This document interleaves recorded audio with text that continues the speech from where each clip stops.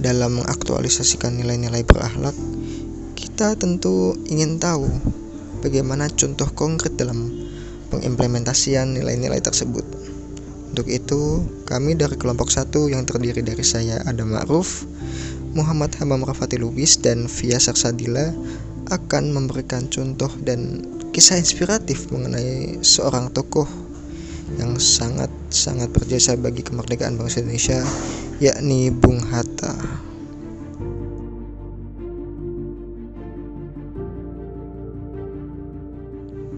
Bung Hatta lahir dengan nama Muhammad Attar, lahir di Bukit Tinggi 12 Agustus 1902. Bapak proklamator dan wakil presiden yang pertama ini dikenal dengan kejujuran dan kedisiplinan yang dimilikinya.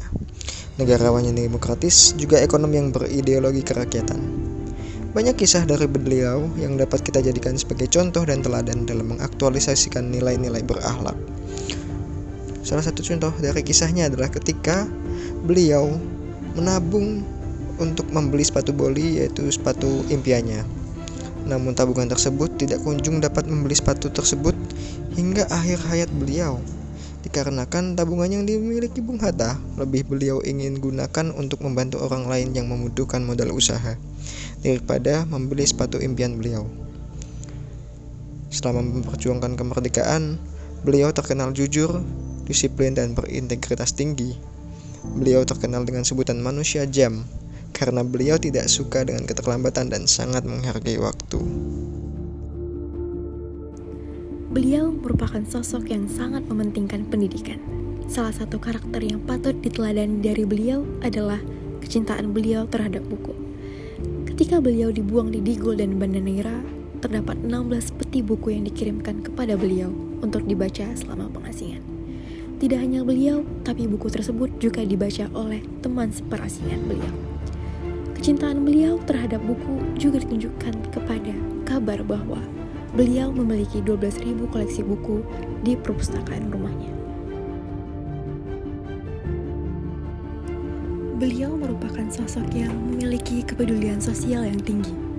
Beliau sering bergaul dengan para tokoh masyarakat yang terhimpun dalam organisasi sosial ekonomi dengan tujuan untuk meningkatkan harkat dan martabat kaum pribumi. Beliau juga sangat menghargai orang lain dan tidak pernah sekalipun meremehkan orang lain terlepas dari latar belakang orang tersebut.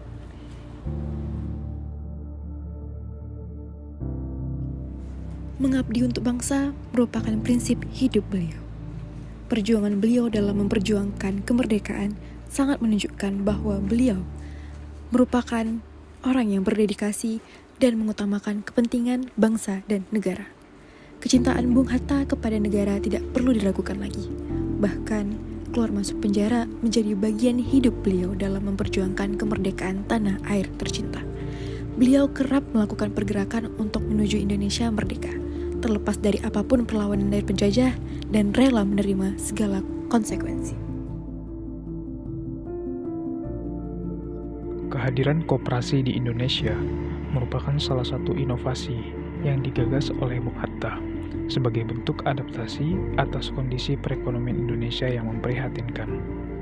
Menurut Bung Hatta, koperasi cocok untuk negara yang sedang merintis perekonomian rakyat sebagai jawaban untuk menyelesaikan persoalan ekonomi rakyat yang tidak stabil dan mengutamakan semangat kekeluargaan. Bung Hatta selalu memegang prinsip Minangkabau, terutama tentang kebersamaan serta musyawarah mufakat dalam kehidupan sehari-hari. Keberhasilan Bung Hatta menghidupkan koperasi di Banda Neira selama masa pengasingannya juga turut dibantu dan berkolaborasi dengan Sultan Syahrir dan Iwa Kusuma Sumantri.